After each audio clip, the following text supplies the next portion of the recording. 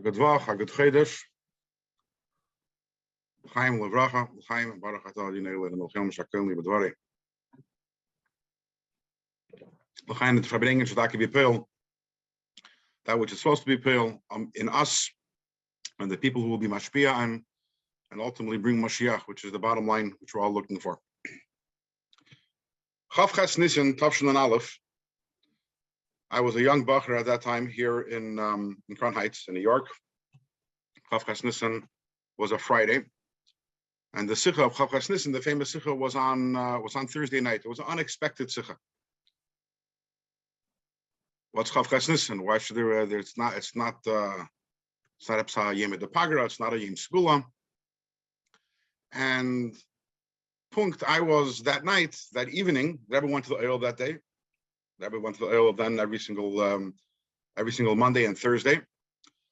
So the Rebbe went to the oil, and I was in a house here in Crown Heights by one of the mishpachas of Anash. I was in the basement. I was doing some sort of task, and as I'm doing what I'm doing, suddenly I hear from upstairs the Rebbe speaking. This mishpacha, they had a private hookup line, so they had called in just for Maidiv, Tamazeh. And after Maidiv, the sicha, the Rebbe started speaking, so I quickly went upstairs, and I sat down, and I was a 15-year-old bacher at that time, sitting and listening, and maybe listening is a little of an overstatement. Wasn't my mind was wandering this place and the other place, and the sicha lasted, if I remember correctly, I don't know, 10 minutes, 12 minutes. And after a few minutes, after 8-9 minutes, suddenly, I chap, the Rebbe is screaming about something. I immediately, my ears perk up, and I start listening, and the Rebbe is screaming about Moshiach, Tutat Wasser Kent, with all the different oisius and all the words that by now we're all familiar with. The sicha finished, I ran off to 770, where the sicha, or at least that part of the sicha, the last 3 minutes of the sicha was playing on a loop, and then the rest of the night was Fabringen's the entire night to 770, and all the Torah, and the Mesifta, where I was, with our Mashpia. But the sicha was always, there was like the first 8 minutes, which was I would say the normal sicha that there was at that time, and then suddenly the Rebbe transitions, and the Rebbe starts talking about Moshiach. Years later, one day I asked myself, like, what was that transition? What was the Rebbe talking about in the beginning of the sicha? Most of us don't pay attention. Everyone knows the last 3 minutes of the sicha of Chavches Nisan. What were the first 8 minutes of the sicha? And maybe maybe those for a few minutes also will give us a clue as to why is the Rebbe suddenly getting so excited about Moshiach? What happened on Chavches Nisan, Tavshin and Aleph, that suddenly the Rebbe screaming about Moshiach? What's Chavches Nisan? So I went back, I learned the sicha. And it's very interesting. In the sicha, the Rebbe is talking about the tremendous maila of Chavches Nisan. The Rebbe starts off the sicha, at least in the Mugidika part, the Rebbe starts off talking about how it's today Chavches Nisan is a Yom Zakai, a very special day, benegayah to the Geula. What's so special about Chavches Nisan? So the Rebbe explains how the year is a special year, Tavshin and Aleph is a special year, and the Rebbe is Maidach and that. And then the Rebbe talks about how the month is a special month, the month of Nisan. And the day of the month is a special month. Chav Zayin is special, Zach and Chavches, and you have koch. And the week is a special week, and the day of the week is a special week. And then in Sfiras HaEmer, the day in Sfiras HaEmer is a special day in Sfiras HaEmer. And after the Rebbe finishes all that, it's such a special day. Sai Mitzad the year, and Sai Mitzad the month, and Sai Mitzad the day of the month, and Sai Mitzad the week, and Sai Mitzad the day of the week, and Sai Mitzad the Sfira. So then the Rebbe says, B'meila. So there's a Tmiya Achik Doila. B'meila, there's this tremendous wonder. So Vikumtis, how is it that on such a special day, when Moshiach from every single side the year, side the month, side the everything. So how you talking? The Moshiach is in there. How you talking that 10 Yidden are gathered together? And by us, it's serecht. It's not problematic. Moshiach shouldn't come today, shouldn't come tomorrow, shouldn't come the day after.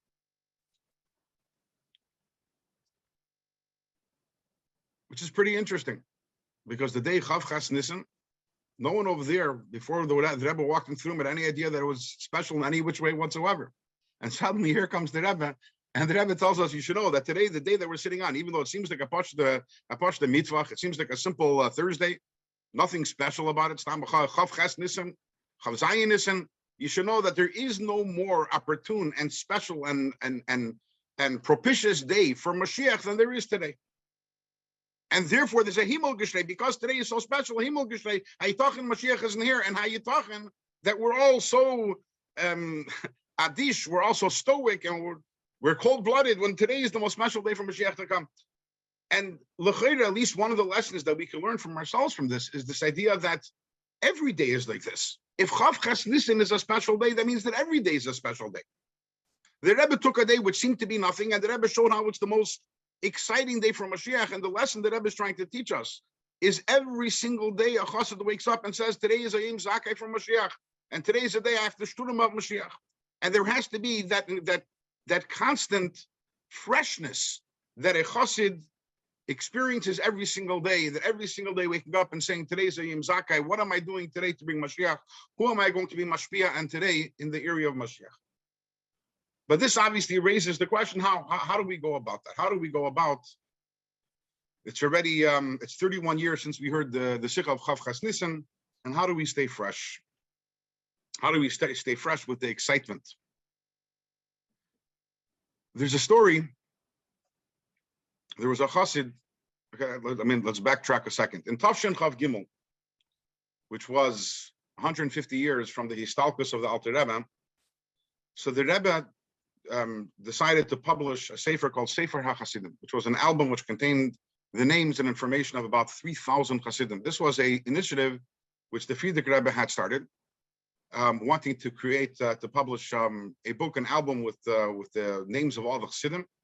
For whatever reason, it didn't come out l'poel in the times of the Frierdiker Rebbe. So the Rebbe restarted it, and at that time, all the Chasidim, every single one of the Chasidim was asked to fill out a card, which, by the way, just recently, I think around 2 years ago, these cards were always kept in the Rebbe's library. Just recently, they were released with a lot of interesting information about a lot of Hasidim.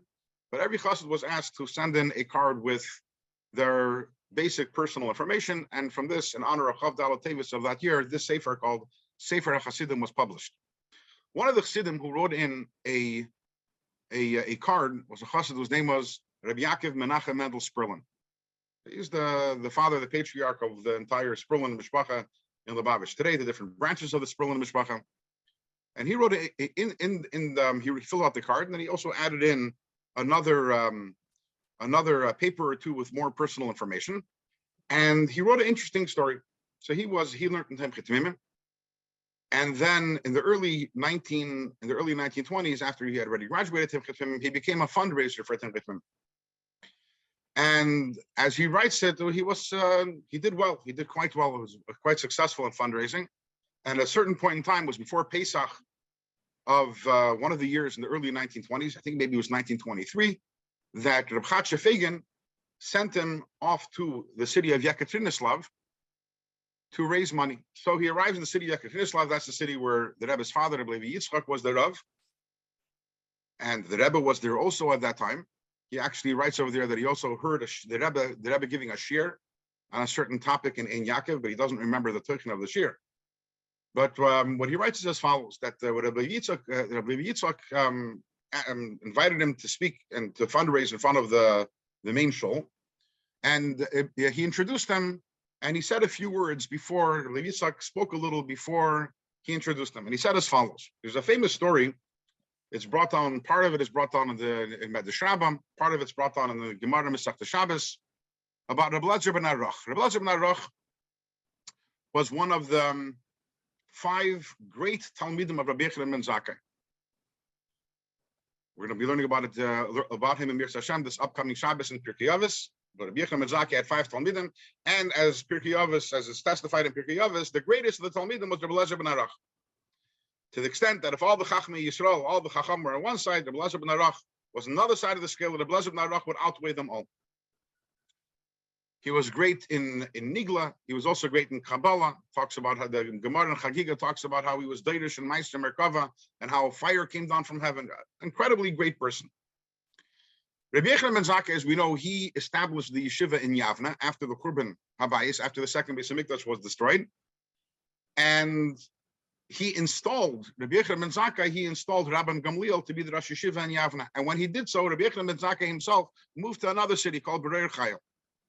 And his 5 Talmidim, Rabbi Elazar ben Arach, and the other 4 Talmidim, they went together with Rabbi Yochanan ben Zakkai to Berer Chayil. And then Rabbi Yochanan ben Zakkai passes away. And Rabbi Elazar ben Arach moved to a city. I don't remember the name of the city. It was a hard name to remember. It was a city which was like a resort city. There was, the way it's described, it was the waters there were good and the air over there was good. Nice climate. And he was under the impression that his 4 Chavedim would follow him over there. But they didn't. His 4 Chavedim, Rabbi Elazar ben Hurknish, Rabbi Yeshua, and the others, they went to Yavna. So Rabbi Elazar ben Arach also thought maybe he should also go to Yavna, but his wife actually discouraged him, and his wife says, that's not Lefi Hakaved, you're greater than them, they should come to you. So he ended up staying in the city for a while, and then a while later, and what happened was he forgot everything that he learned. There was no Dibuk Chavedim, he wasn't together with his Chavedim, he forgot everything.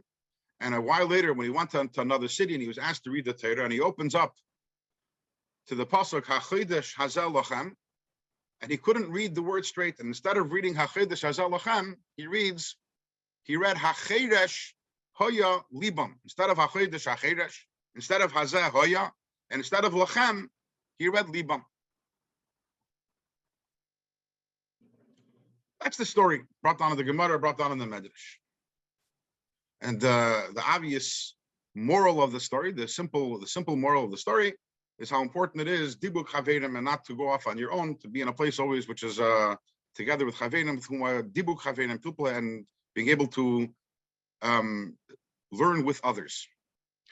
The Rebbe's father, and this is a style which we were familiar with because the Rebbe followed in the style. The Rebbe says, okay, it's a nice story, but what is the idea that HaChodesh Hazel Lachem turns into HaChedesh Hoya Libam? Everything is meduyik. Everything. If that was the mistake that he made, that means that in the words HaChedesh Hazel Lachem being turned into HaChedesh Hoya Libam, in there we have some sort of this. We have a understanding of what the deeper problem over here was. So the Rebbe's father explained each one of these words, and the way that Rabbi Elazar ben Arach changed them is instructive. The first word was HaChodesh, which he changed into HaChedesh. HaChedesh means when a person becomes deaf. What makes a person become deaf? When you've heard something a lot of times, so you become deaf to it. You stop hearing it. You hear it again, again, again. Instead of HaChedesh, instead of becoming deaf to something that we've heard many times, it has to be HaChodesh. Chodesh Melashon Chodesh. It always has to be something which is new to us. The next word, Hazeh, became Hoya. What is Hazeh? Hazeh is something which something you point to, something which is right in front of you. Hoya is something that was. So instead of, again, Rabbi Elazar ben Arach took something which was Hazeh, something which is here today and relevant right now, and it became Hoya, something that was. And the last word is Libam. Lachem into Libam. The last problem is that sometimes something can be stuck in the heart. It's not something which becomes my inyan, which I do, but rather it's something which I keep inside of me. And that's instead of being lachem, which is something becomes your inyan and gansen, and something which you act upon, it becomes libam, it becomes something which remains in the heart. And the Rebbe's father concluded, and he said that the idea of Timchet Mimim, this was again part of the fundraiser, Timchet Mimim, the idea of Timchet Mimim, it has to be HaChodesh, it has to be Chodesh. Our feeling for Timchet Mimim has to be new, it has to be Hazeh, something which is in front of us, and it has to be Lachem. It can't be something which is in the Libam, in the heart. It has to express itself, Lepeil, through giving money. And this expresses, and obviously also that goes back to the pshat, that because he went off, Rabbi Elazar ben Arach went off to the place where he went, instead of staying fresh and new in a way of HaChodesh Hazel Lachem, he became HaChedesh Hoya Libam. And this is really the challenge that we face today, is that how do we stay HaChedesh Hazel Lachem? How do we stay away from HaChedesh Hoya Libam? When 31 years ago we heard this from the Rebbe, how do we make sure that it becomes something which is relevant. In other words, at the end of the day, we're talking about the Fabrein about being mashpia on others. To be mashpia on others requires, it has to be chay lahachis. In order to give chayes, in order to give energy to someone else, Sadar Zain Alain, we have to be alive with inyanim ourselves. We have to live with Moshiach. There has to be something to the extent that when you live with something, when you live with Moshiach, then automatically, whoever you're interacting with, you're talking about it. Koch zich in them, zich in them, but the question is really, where does this life come from? How do we stay alive and make sure that Moshiach remains something which is on the forefront of our consciousness in a way of Chayes, in a way of life? You know, the sicha which introduced, which played right before I started speaking, the Rebbe talks over there about the tremendous energy that every single one of us has. The Rebbe brings a muscle from atomic energy, that even in the tiniest little particle, you have atomic energy. So a tiny little particle, you figure it's an atom, it's tiny. How does it have energy to be able to, how can it be mashpia on others and have an impact? But we know the impact that atomic energy has. But the vart is energy, the vart is chayes. There has to be the chayes. If you have chayes, you can be very small, but you can have a tremendous impact. But where does the chayes come from? How do we stay fresh? So this, on Friday, on Chav Nissen, as I was learning the inyanim of the day, and we know the Rebbe says the Rebbe alles bavarant. Every question that we have, the answer is always the Rebbe gives it, and very often there are many answers in many different places. But the truth is, this the inyanim of Chav Nissen always fascinated me, because it seems to have. It's hard to find the connection between the inyanim of Chav Nissen and the content of the sicha. What is the inyanim of Chav Nissen? The Chassidim asked the Alter Rebbe, which avodah is greater, the avodah of Avos Hashem or the avodah of Avos Yisrael?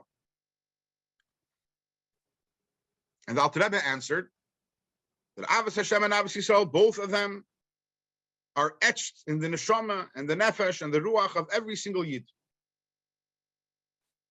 However, the pasuk says, "Ahafti eschem amar Hashem." The pasuk says that Hashem loves us. Hashem turns to the Klal Yisrael and says, "I love you." Harei de gedola Avos Yisrael. So Avos Yisrael is greater.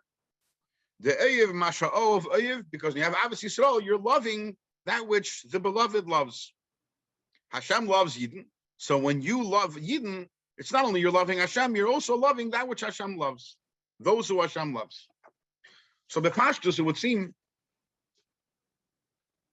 that what the Rebbe is saying over here is that if you have on a scale love on a scale of 1 to 10, okay, so if you only love the Eibishter, so then your love is only a 7 or 8.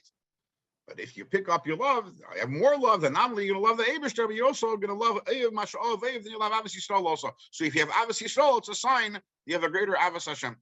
But Eibazei Kumtais, if so, then we're talking here quantitative. Pashan Kamos.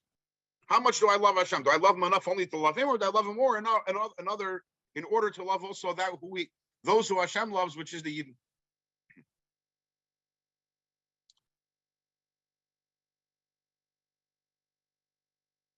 But l'chayda, there's something deeper going on over here. When you love someone, let's speak practice. Because you love someone, it means you love their friends also. Lav dafka. I like someone, I love someone. And why do I like them? Because I enjoy the relationship with them. I enjoy what I receive from the relationship. I enjoy what I get from the relationship. That doesn't necessarily extend to liking whom they like. Loving the people who that person loves doesn't benefit me. But then there's a different type of ava. And that's an ava which is an ava of devekus. Not that I remain something separate from the person who I love. And there's me, there's that person. I love them because of the benefit that they bring me. But then there's an ava which is devekus, which means that I'm completely connected and unified and one with that other person. If I'm one with that other person, then automatically I love who that person loves also, because we're one. It's be'echos, it's qualitatively a different level of love. It's a level of love which comes from devekus. When you love Hashem on that level, then automatically you love all Yidden. Now that's about Avos Yisrael. But l'chayda, that's mamish also the lesson of Chav Nissen. And what was the Rebbe telling us in the sicha of Chav Nissen?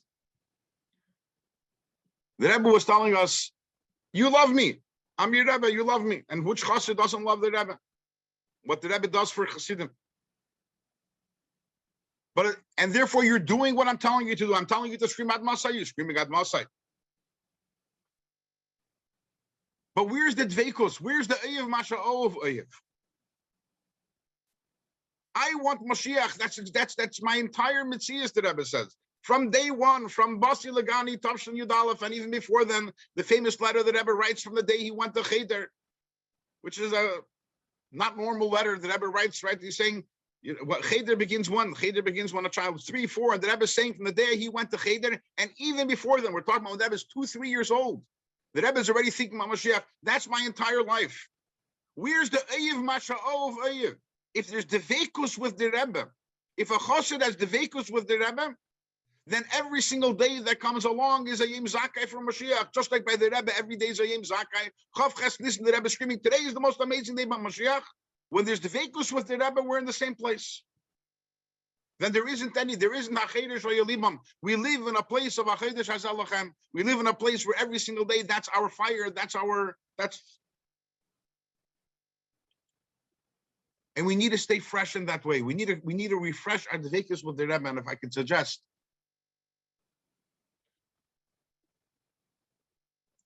we all know about the importance of learning Torah, the Torah of the Rebbe. We're talking about dveikus. You want dveikus with the Rebbe. We know that the Rebbe says in Tanya and Perikei, the greatest dveikus, the greatest yichud there is with the Eibishter is through learning Torah. The same thing is also obviously in terms of our eskashrus to the Rebbe, tzadikim deiman lebeiram, the eskashrus is to limit HaTorah. So it's important to learn sichas, and learn mamarim, learn the igris, etc. But at the end of the day, the sichas, the mamarim, the igris, there's a certain emotional texture that has been removed from them in the publication. There is no substitute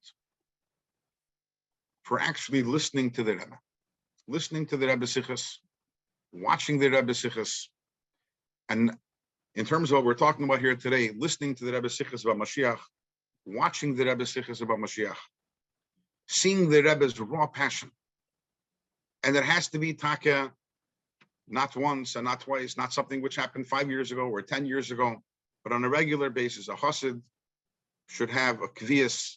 Today, Baruch Hashem, with the Manta, it's accessible, available everywhere on apps and on Chabad.org and Vunar Megate and Gem, Vunar Megate.